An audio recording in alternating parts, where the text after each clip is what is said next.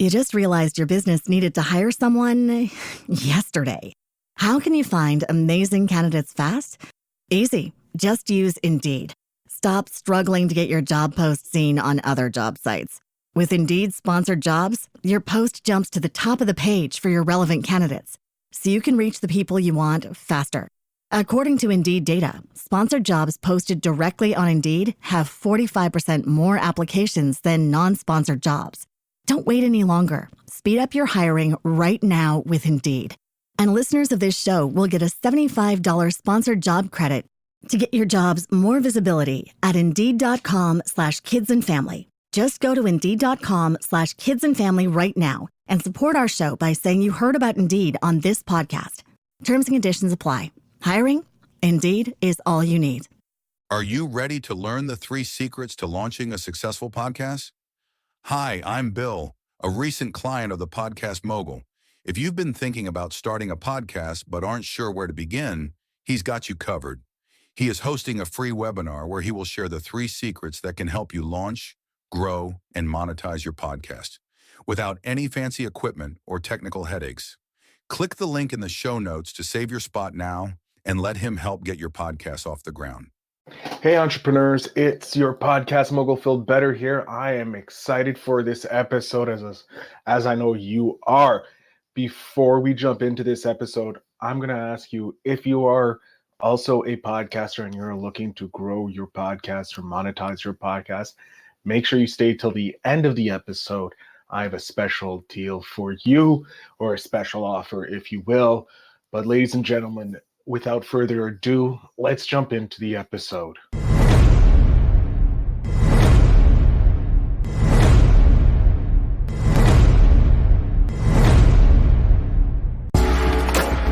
Welcome to Invest in Yourself, the Digital Entrepreneur Podcast. Join the Podcast Mogul Phil Better as he interviews successful entrepreneurs that make their living in the digital world. Now, let's join your host, Phil Better, and his special guest today on Invest in Yourself, the Digital Entrepreneur Podcast. Ladies and gentlemen, welcome back to Invest in Yourself, the Digital Entrepreneur Podcast. I am, of course, your host with the most, Phil Better, and I'm excited for our guests today because they have reached some amazing milestones. They were inspired by the success and lifestyle of his mother, who was a pioneer in the e-commerce space in New Zealand, having built and operated a successful store from 1997 to its sale in 2021. He began his venture in the online space in 2011 while working in the financial market, and has been involved in projects ranging from CPA marketing, affiliate marketing, Kindle publishing, e-commerce stores, ad management, digital agency, business and affiliate coaching, and so much more.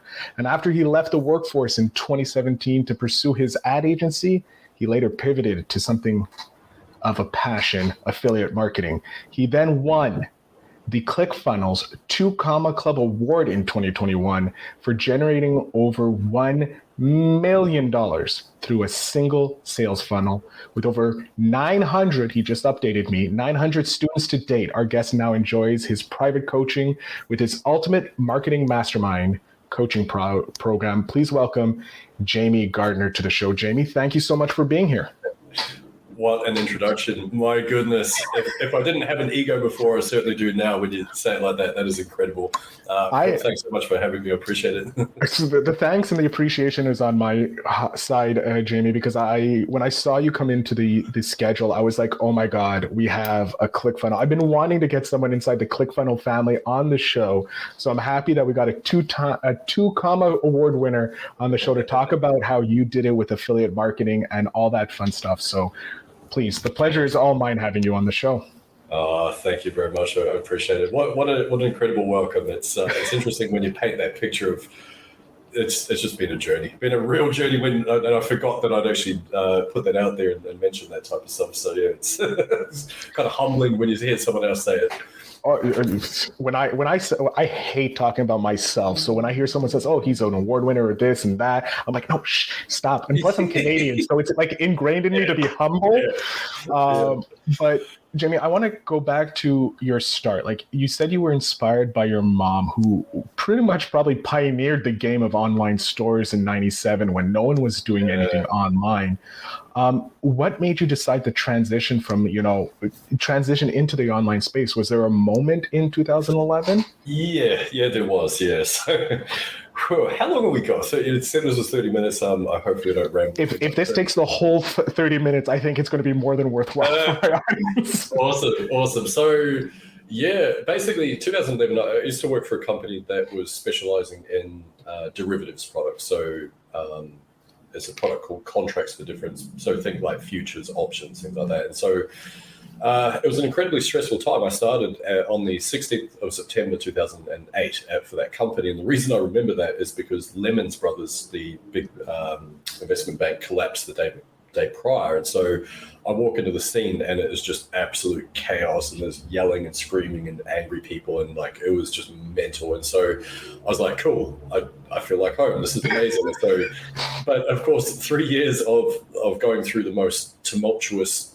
times in the financial markets, and at that point, at least anyway, I was starting to get burnt out. And 2011 saw a whole bunch of random stuff happen. It was like I think the Fukushima power plant had happened, and that caused chaos on the markets as well. There was also a couple of things like a flash crash. We had a couple of random spikes in the markets that just caused just absolute havoc. And so I remember thinking at that time, my mum was she was living in a state of semi-retirement from the early 2000s, basically, and she'd gallivanted all around the world. She'd gone and lived overseas a couple of different times, and then she sold a house and bought a bus and just cruised around on that, and then she sold that and bought a house, and then cruised around New Zealand on a motorbike and all this type of stuff. And she was just living life. And I was like, there's a disconnect. Like, what's that? Like, here I am, like slaving away in the corporate world, in a very high pace, very stressful environment, which I loved. I absolutely loved the financial markets, but I was also aware that it's not sustainable long term. Like, I'm going to reach the point where this is the moment. And so started setting up financial markets related blogs, and I don't know why I decided to do 3 at once, as you do. And so they were all just belly flopped.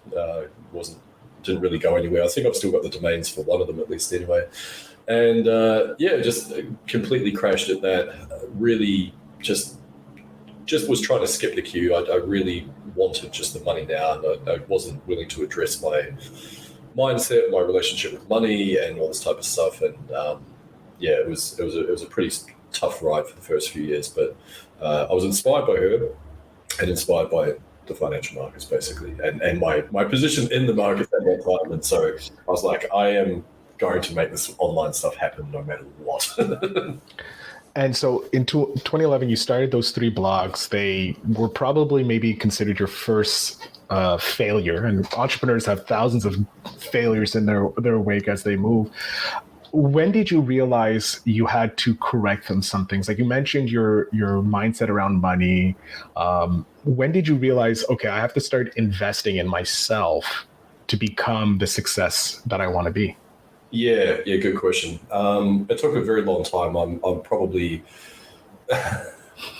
perhaps I don't think I'm a slow learner. I think when it comes to interpersonal stuff within myself, I'm probably just a little bit slow to adapt and adjust. And so I was really stubborn. I'm like, no, I'm sure that I can, make tens of thousands of dollars out of this $12 course. I'm sure like the sales page wouldn't lie to me. No, I'm adamant. And so I was probably a little bit too stubborn. I think I was just stubborn in my resolve to make something work at that level. And it sort of led me on this kind of wild goose chase. And I did end up investing quite significantly when it came to e-commerce. I actually set up again, for some reason, I decided to set up 3 e-commerce stores. I don't know why I do 3 things at once. It's kind of crazy. I love to give myself very harsh lessons. That's the moral of it. But effectively, I started investing at that point, and it still took me quite a number of years after that to really go really deep into the investment side of things for investing in myself, so to speak. But when I did, interestingly enough, that's also when it was years and years and years later, actually, that's when I started to really understand the lessons and really start to attract my ideal clientele as well, because I think I was starting to reflect what I was putting in, if that makes sense. So yeah, it took a while.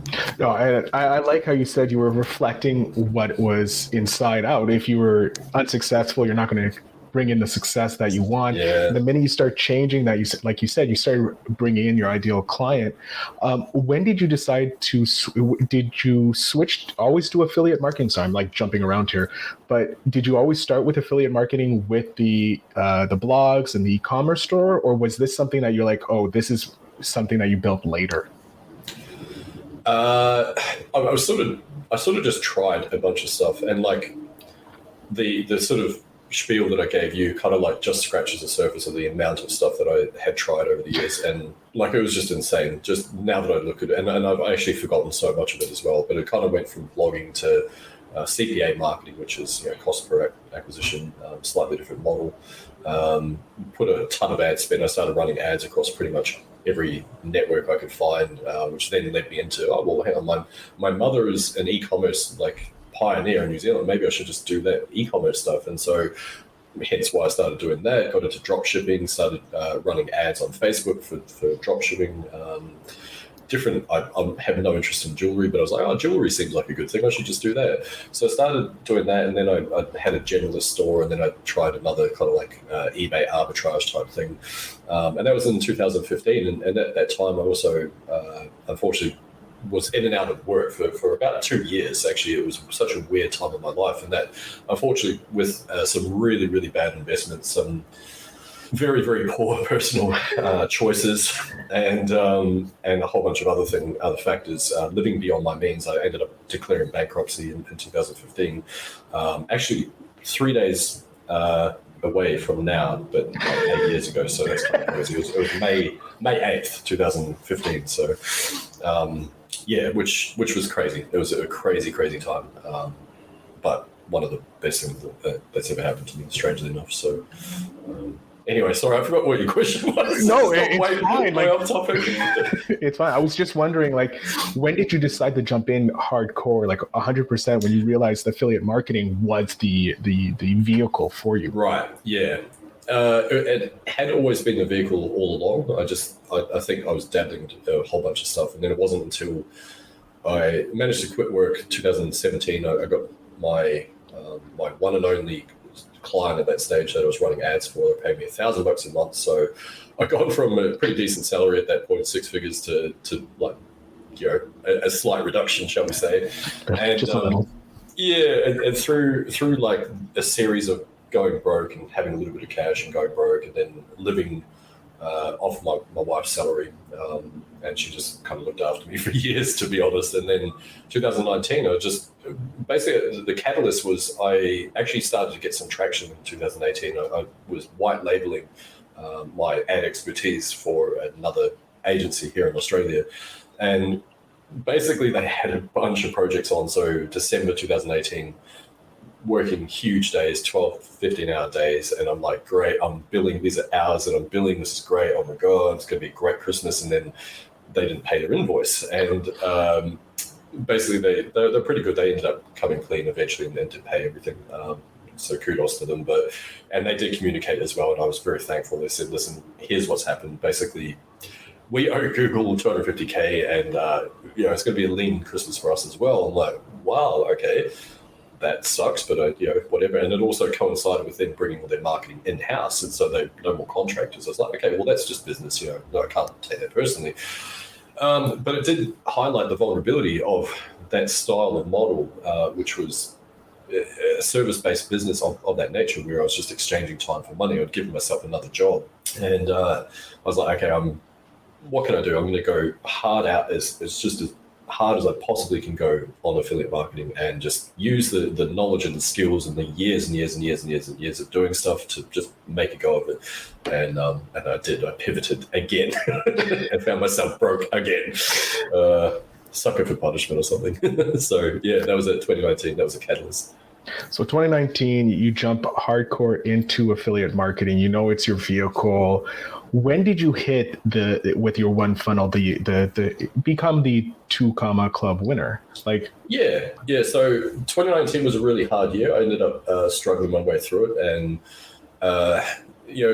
call it divine intervention, whatever you will. But like, I seem to be very good at attracting just good human beings into my life, and so ended up attracting someone into my life who I saw, and he was a young guy.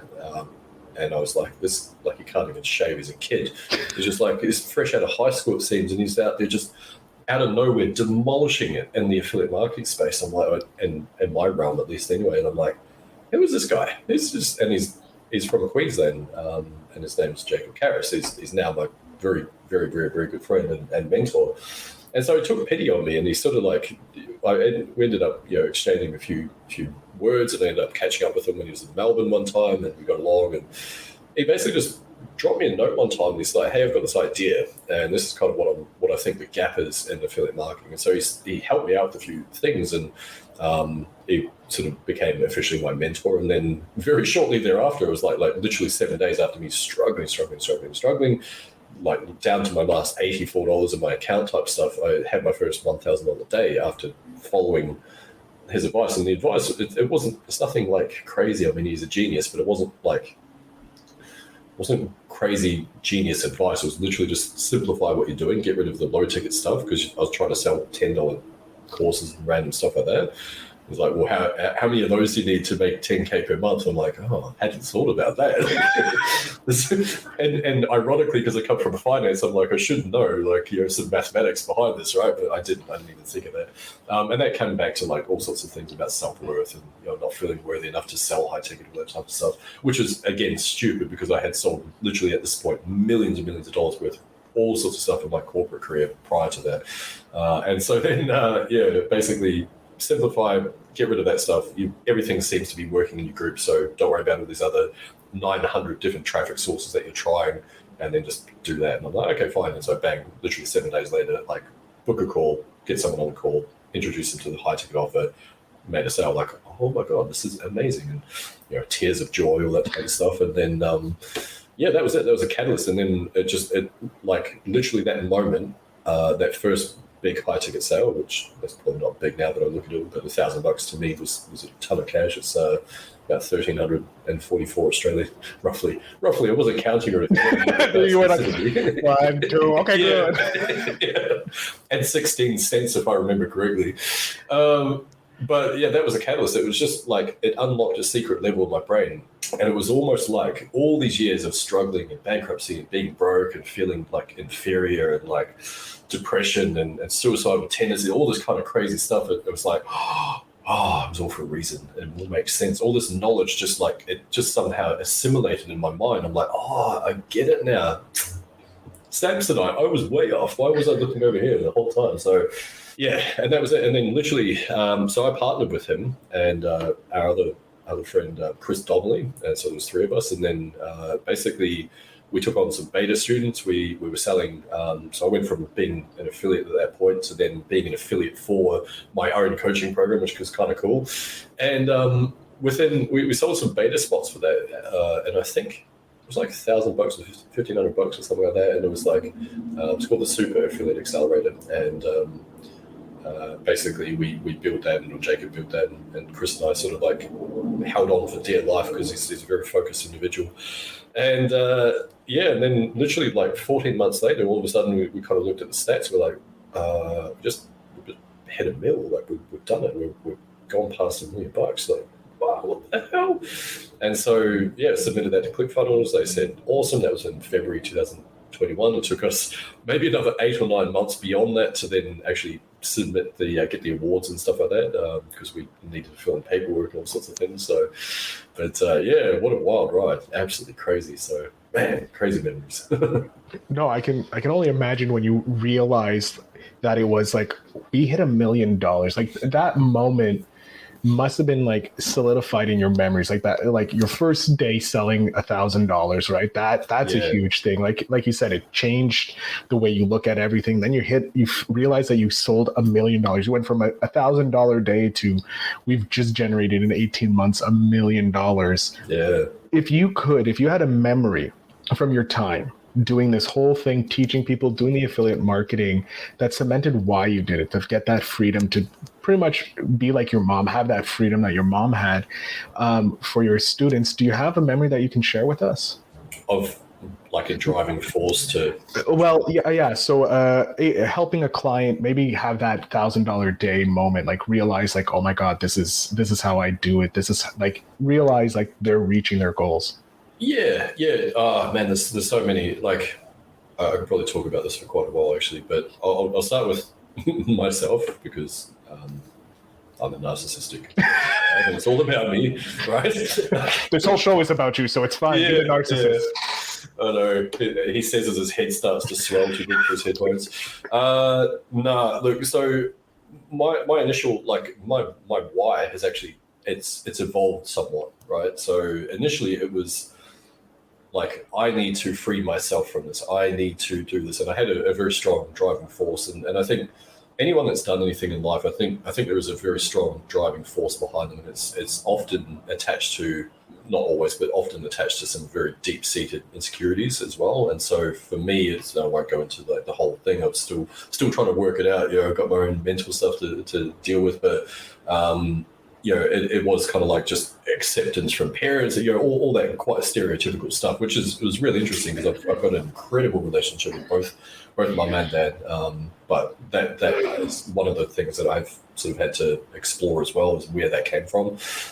Divorces and all the type of stuff, health issues as a baby, blah, blah. So that was the initial driving factor, like just a very solid determination to make something happen and I guess to prove to myself that I could do it, prove to my parents that I could do it. Not that they really give a crap at all, to be honest, but they're just happy I'm alive, basically. But and then eventually it became, I can't do the workforce anymore. I just don't. The whole system just isn't wired, and I'm not conceited to think that it's all about. I can't do the workforce. I'm too good for that.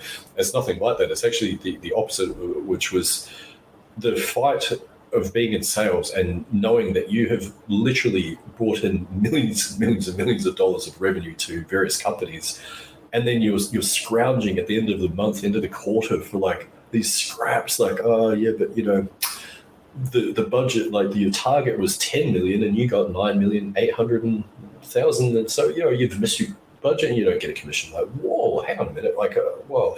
And so that battle of always like fighting, I was just like, this doesn't make sense. It's just something inherently wrong with this model. So it was a very deep determination based on that, and just not really liking the entrepreneurial business model, which is when you're governed by a hierarchy of decisions, basically. And then eventually, once I left the workforce and I was like free, so to speak, and even though I'd given myself another job, I didn't care. It was like, even if I worked 15 hours a day, which was significantly more than what I was doing when I was gainfully employed, it was still my choice to do that. And so I'm like, yeah, I'm free. This is awesome. And then I would look at my doting wife, and she was also working ridiculous days under an incredibly stressful job. And so my why changed from me to, I got to get her out of here. I got to like figure this out and make it happen. And so the crazy thing was, when I had that first 1K day, that was late October 2019, I was doing well enough by March the next year, 2020, that she was taking a career break. She's like, we want to try for kids, blah, blah. I want to just not be in a stressful environment. I'm going to have a career break for 6 months. I'm like, okay, that sounds good. And so she basically had a career break. And then towards the end of that 6 month period, I was like, we're kind of doing okay. Like, I think I'm okay to look after us now if you want to just not go back. And she's like, okay, sounds good. So she did go back. And so I say all this because now she works with me full time, which is topic for another time. Of course, issues. Different types of problems for another podcast. Yeah. Well, we'll leave that for the relationship podcast later on. No, it's cool. We need to get along like a house on fire. She's absolutely magnificent. But what was I saying? Yeah, and so, but then interestingly, it's that whole thing, and this is a phrase that I learned off fellow Kiwi Sam Ovens, which is about putting your own oxygen mask on first. And so that's kind of how my pathway was. It's like I needed to put my own oxygen mask on first before I help my people around me. And now that I've done that, then it's like I've found that now my drive actually comes from my people, like my audience, like the people that I serve. And so it has evolved significantly since early days. So yeah.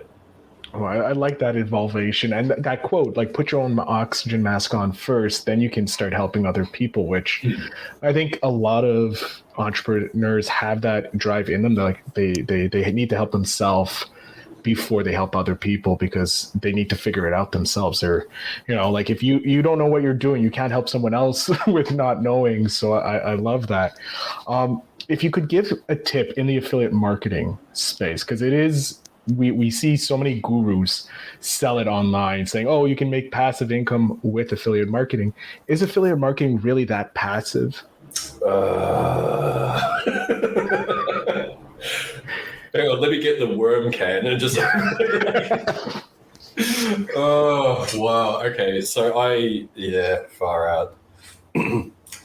I might frustrate a few people here. You can create some level of passivity. There is some level, but unless you've got cash and that's sitting in a safe investment thing, then that's the true definition of passive income. The rest of it is labor intensive. There's a labor exchange for that passivity, and a lot of people might argue that, but I don't care. They can argue all they like because it's just, and I think one of the problems is because the barrier of entry is very low to get into affiliate marketing. It attracts, like I was, and a reflection on my own journey, I was very desperate for something to work because I was in a mountain of debt early 2011 through to going bankrupt 2015. And so I was carrying this stress around and I wanted the quick fix. So I just felt like all I need is just $100 a day. And once I get the $100 a day, oh my God, like life is going to change. And I had this mentality of just wanting to skip the queue, of wanting to avoid that, of wanting to have the passive income, and which is ironic because I traditionally have an okay work ethic, but I just wanted to skip past that. I wasn't ready to address the mental hang-ups that I had around my relationship with money and like all that type of stuff. And so I was desperate, really, really desperate. So I just wanted the system or the hack to make it work. And unfortunately, that is the psychology of so many people jumping into it. And a lot of the time, it's because the expectations that get sold are like, hey, the next 30 days, we can get you up to 10K per month. No problem. Easy peasy. Don't worry about it. And the problem is that there is evidence to suggest that that can happen. I've got students, one of which cracked over 10K in 49 days. I've got like from a standing start. I've got other folks that did like 50K in 4 months. Like there is these outliers. And I'm really, really transparent with this stuff. I say, listen, these are outliers. These people are not like normal. Like they've either got an existing audience or they've got like there is something different that the capacity to focus is different than most of humanity. They're just different breeds, right? Like don't take the outliers and place your expectations based on what these outliers have done, because then the difference between your expectations and reality is going to lead to either happiness or unhappiness based on that. So I always set expectations like super low, and I'm very transparent with my marketing as a result. Can you get passive income? Kind of, yeah. You can set up blogs. You can do things like set up like faceless or faced YouTube channels as well. Seems to be a popular model. You can outsource a lot of stuff. Like even with what I'm doing, I basically run a Facebook group and monetize the pants of it, and I'm able to outsource a bunch of stuff off the back of that. But even then, none of it's really passive. Like it's still client engagement and selling and all that type of stuff as well. So yeah, it's not as easy as it's made out, and unfortunately, because of the mindset of most people that jump into it leads to a very high attrition rate because it is harder. But it is also such a ridiculously simple business model. And interestingly, sorry, rambling now, but go ahead, ramble. This is education to my listeners. Trust me, the rambling episodes for some reason do even better than the ones that are straight concrete. Yeah. So please. So, oh man, now I lost my train of thought. It was really good. There was a nugget too. Outliers. Oh yeah. Sorry, that's what I was going to say. Yeah, the like affiliate marketing is so unbelievably simple, and this is the thing that people miss, is that circling back in 2011, if all I had done for that entire time is just I'm going to work on one blog, if that's all I'd done, I would be like unbelievably wealthy by now, probably. Or if not wealthy, I would probably have a lot of passive income, and all that cash would have been invested into other things. And so therefore, if I just kept going with that one mechanism, with that one thing over an extended period of time, I would have gone way, way, way, way, way, way, way further than had I just chop and change and blah, blah, blah. And yes, I've had some cool experience. Yes, I can usually very accurately read what's happening from a psychological level for my students, because I'm like, yeah, you probably got suckered in by that idea, and like I can kind of read how that goes, but which has been beneficial. But yeah, I would be miles ahead if I just stuck with it. And so that's the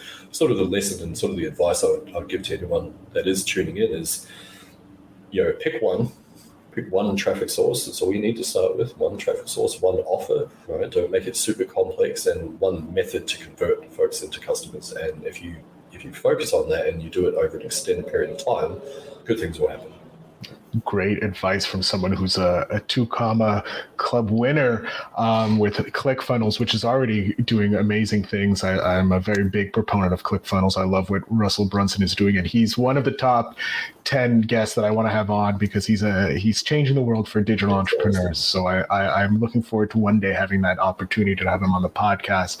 But we are coming to the end, Jamie, and I hate it because I'm enjoying you. So I'm going to definitely invite you back for a second time, but we're going to do the Spark question of the show for my audience who's just tuning in now. Spark is by Seek Discomfort, an amazing YouTube channel. You should check them out.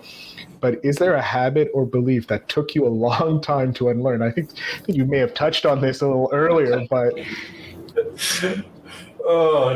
get to success? It's just a habit or a belief that took you a long time to unlearn, or took you a while to unlearn. Yeah, so belief, habits are something that you can form and you can evolve with a bit of mental fortitude, I guess, or a lot of mental fortitude, I should say. But the belief one was a massive thing for me. And it was really fascinating because I was privy to seeing like literally billions of dollars exchanging hands through this company I work with, like through the foreign exchange markets, things like that, like literally billions. And it was just crazy to see the size of these numbers floating around, and then the people that would become clients and they'll just like randomly leave just hundreds of thousands, sometimes millions of dollars in their accounts without even touching, and just kind of almost like they forget that they've got all this money lying around everywhere. And so, yeah, what a terrible problem to have. Yeah, right. I have $1 billion over there. Oh, shit. Yeah. I was over here. Oh my God. I want to have that problem. That's a problem I would love to have. I must have left it somewhere. It must be around here somewhere. It's in my other pants. Hold on. Yeah. And so, but seeing that and seeing the attitudes and what was really important, it took me so many years to get the lesson, but when I saw that, and I remember thinking, these guys are nuts. Like, they can't even remember when they've left like 150K sitting in their account type stuff. And like, yeah, it was just mental. But then the level of detachment that comes with that, where it's kind of like, there's no fear, like, oh my God, I need that 150K now. Like, it was actually the opposite. It's like, yeah, I suppose you got some cash lying around there or whatever. And so at the time I thought, how could you not know that you've got, upwards of $1 million just sitting in an account somewhere? Who are you? Like, it's crazy for me to contemplate. But then years later, I took such a deep dive into my own beliefs around money and self-worth and deservability and things like that. And I started realizing that one of the things I teach is being detached, because in a sales dynamic, if you are, hopefully this is the one, hopefully they buy my thing, then you've got a desperate energy, and that desperate energy is like, it's just like this toxic pheromone, and people can smell it even through like a digital medium such as this. So it took me many years to learn more about that. And if you're okay for me to share a little story with you. Please. I don't mind if we go long. I usually put it to 30 minutes for my guest time, but if you're willing to go further, we will go further, sir. Awesome. So I'll share a little story with your listeners, and hopefully I like telling it, so maybe there might be one person in the audience that picks something up from it. But in terms of the belief system around money, like I say, historically very broke and very good at being broke. There was a certain comfort in the discomfort of being broke, if that makes any sense at all. And it was because when you are stepping into a new phase, you're opening yourself up to receiving money, then it's can be kind of uncomfortable. And a lot of people like myself self-sabotage. Like, my big thing that I used to do was I used to trade the financial markets, which is one of the reasons why I ended up going bankrupt. And I would trade it heavily, like crazy amounts. And I'd do the most ridiculous things. Like, there was one night in particular where I was just, I don't know, it was kind of like I had an out-of-body experience. I can't even explain it. But I was in the zone. I turned $124 into 14K overnight. And I'm like, oh my God, if I keep going at this rate, I'm going to be retired in like a day and a half. This is incredible. And the crazy thing was, once I started waking up to the consciousness that this isn't just numbers on a screen, this is like, oh, that's money. That's my debt paid off at that time. And then, oh my God, and this other thing, and then I could do, and then, you know, my girlfriend at the time, we could take on holiday and like, blah, blah. And then as soon as I became conscious of it, I started getting desperate and fearful and like, oh, and like I placed these crazy, stupid trades where I could be risking like 10 grand in a trade and I'd blow up my entire account. And then of course I get my credit card out and I try and, you know, go again. It's something called the gambler's fallacy. Anyway, so I had seen how when you are detached and you just open your consciousness, how things can happen in a miraculously incredible way. And that was just one of dozens of examples of where I used to do that. And it was always the same pattern, like tiny little bit of cash, blow it up into this huge mountain, and then also blow it up. And so my account would be destroyed. So in 2019, I was going through a phase where I was, again, like super, super, super broke. And my wife was at her wit's end because she'd been pretty much funding me more or less. And there's all these really weird, not weird, but like quite hard situations that played out where she wanted to travel and I was like, I want to build my business. And so then she's like, I get a month off every year and I want to travel. Okay, fine. So then I basically lose the momentum that happened 2 years in a row. Not that I begrudge the travel at all. But again, it was like starting from zero or less than every single time. I started getting frustrated. She started getting frustrated because she's like, well, you know, when's this business of yours going to take off, mister? And I was like, fine, no worry, no pressure. I'll go back to work if I have to. Like, if that's the sacrifice I need to make, then so be it. And there was a catalyst. There was something that changed for me, and it's basically stuck with me, and something that I carry with me all the time as a memory. And the day prior to me having my first $1,000 day, which, like I say, in Australian dollars, that was $1,344, was just like, I think Canada and ourselves, I think we're on a pretty similar exchange rate, if I'm not mistaken. So it's you know, $1,000 US. You're like, yeah, this is amazing. But the days leading up to that, I was unbelievably broke, and I was down to my last $84, and I was trying to let go of all my ad clients, and I was like getting these little snippets of cash here and there, and I was just kind of like collecting it up. And you know, I'd be worried about having $5 that, like, oh, do I have enough money on my card if I pay for this? Like, it was just a really bad time. I was really depressed as well about that because I just felt like a failure as a human being. And what happened was I made a conscious choice to change. I was like, I've seen it happen before. I know it can happen, but what am I missing? What's the thing? And so I got the advice, and I ignored the advice from my now mentor. I ignored that for a very long time till eventually the pain threshold got too much. I'm like, fine, I'll just follow what you say. I'll just do it. Fine. One traffic source, one offer, one high ticket thing, one conversion mechanism. All right, cool, done, easy. Okay, fine, I'll do it. I'll do what you say. Fine. And so I was like, okay, well, that's one decision made. That's cool. The next one was, but what do? I'm like super broke now. Like, can I actually make this whole thing work myself? And interestingly, I'd seen this video from Tony Robbins, and it's about 3 minutes, and it's just a little clip, and he's told the story many times, to my understanding. And it was basically where he, as a 24-year-old man, whatever it was, he basically gave away his last $17, I think it was, to this young child who was taking his mum out to lunch.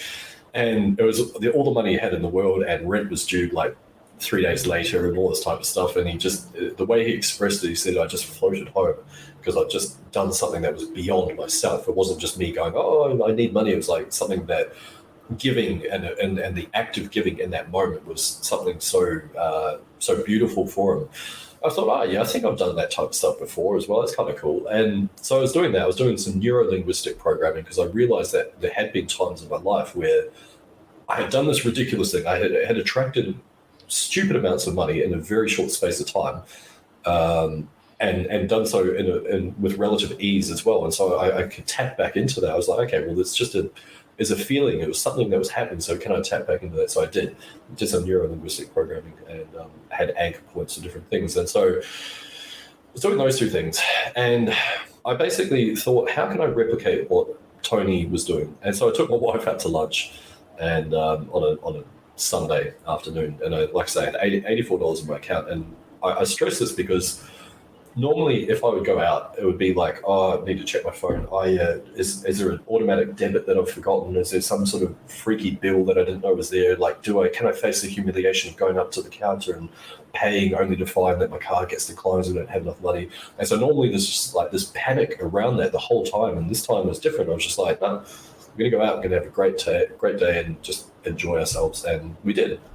Went out because I'm such a hopeless romantic. I took her to the lovely restaurant called Kentucky Fried Chicken, and Fingers looking good. Yeah, don't sound not good to you, babe, if people listen to this. And but she was super grateful, and that's probably one of the reasons why we worked well together. And then off the back of that, we went to a movie, and I bought popcorn, like blah blah blah. Just had a nice day. It was just really, really nice and relaxed, and we had a good time. Didn't think about money the entire time. Didn't worry if my card declined. I was like, it's going to be okay. It's fine, whatever. And so, sure enough, we get home, and I'm like, awesome. Okay, now I'm down to like $32. So, all right, that's okay. Well, no invoices out. There's no, like, to the best of my knowledge, there's no like magic commissions I'm about to receive. But I'm just going to be relaxed and open to it. I'll start looking for jobs tomorrow, like if things don't work out. And that was cool. And so the very next day, I hop on a call with someone who had been in my audience for a little while. And I just happened to have the exact offer that he'd been looking for some time. And he's like, yeah, okay, we can get this done now. Bang, there you go. There's $1,000 for you. And it was like, it landed, and I was just running around my apartment. She was at work at the time, running around my apartment screaming, like I was crying tears of joy.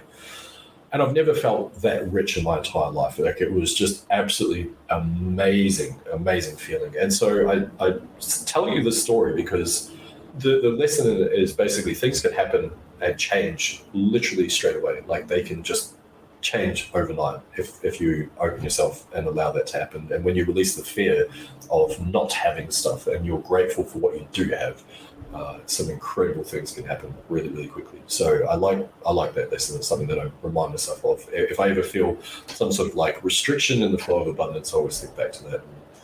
Good things tend to take off very quickly thereafter as a result. So I love it. You have your own Tony Robbins story, like, it may not be giving a kid $17, but you went like, you know what, I'm going to treat my wife to an amazing Kentucky Fried Chicken dinner, have a nice date, be that hopeless romantic, go for the movie, popcorn and all that. And if I get paid, I get paid, but that's a problem for tomorrow. Today, we're just going to enjoy it. I think that being present in the moment is something that's so important.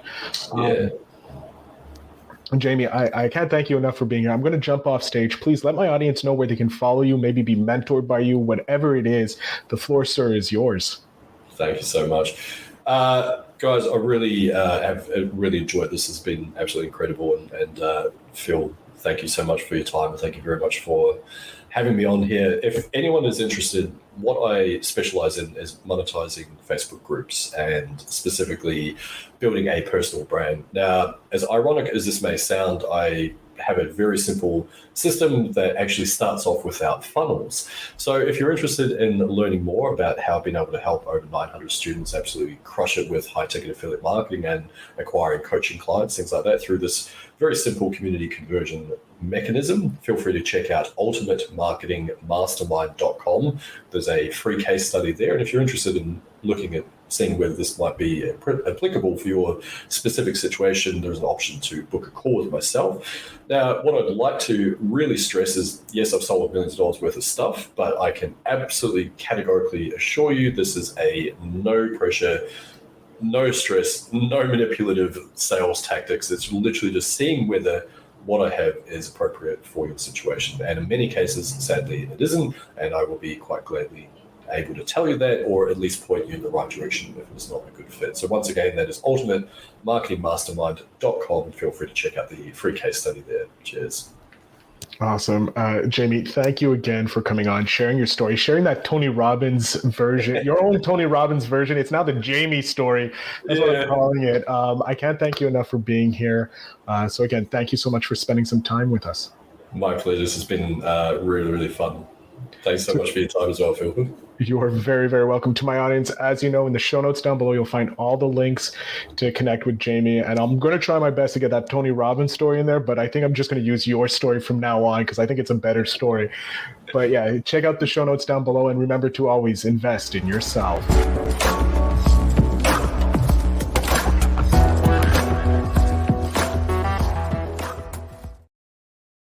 Hey, digital entrepreneurs, thank you so much for listening to this episode. I hope you guys have enjoyed it. Now, if you're looking to take your podcast to the next level, like most of these entrepreneurs have taken their business to the next level, to scale it, if you will, make sure you check out my brand new newsletter. Links are down below. It is called the Monetization Mogul Syndicate newsletter, or it could be Phil Better Stories of Monetization Moguls, or Making Moguls is what I do. So make sure you go ahead and check that out. But I want to thank you very much for listening. And as always, remember to invest in yourself. Thanks for tuning in. Now it's time to take the next step. When you're ready to dive deeper into how to launch, grow, and monetize your podcast, Phil's got something special for you. Join him for a free webinar where he'll reveal the 3 secrets that have helped countless entrepreneurs succeed in podcasting. Click the link in the show notes to save your spot, and let's turn your podcasting dreams into reality. You just realized your business needed to hire someone yesterday. How can you find amazing candidates fast? Easy. Just use Indeed. Stop struggling to get your job post seen on other job sites. With Indeed sponsored jobs, your post jumps to the top of the page for your relevant candidates, so you can reach the people you want faster. According to Indeed data, sponsored jobs posted directly on Indeed have 45% more applications than non-sponsored jobs. Don't wait any longer. Speed up your hiring right now with Indeed. And listeners of this show will get a $75 sponsored job credit to get your jobs more visibility at Indeed.com/kidsandfamily. Just go to Indeed.com/kidsandfamily right now and support our show by saying you heard about Indeed on this podcast. Terms and conditions apply. Hiring? Indeed is all you need.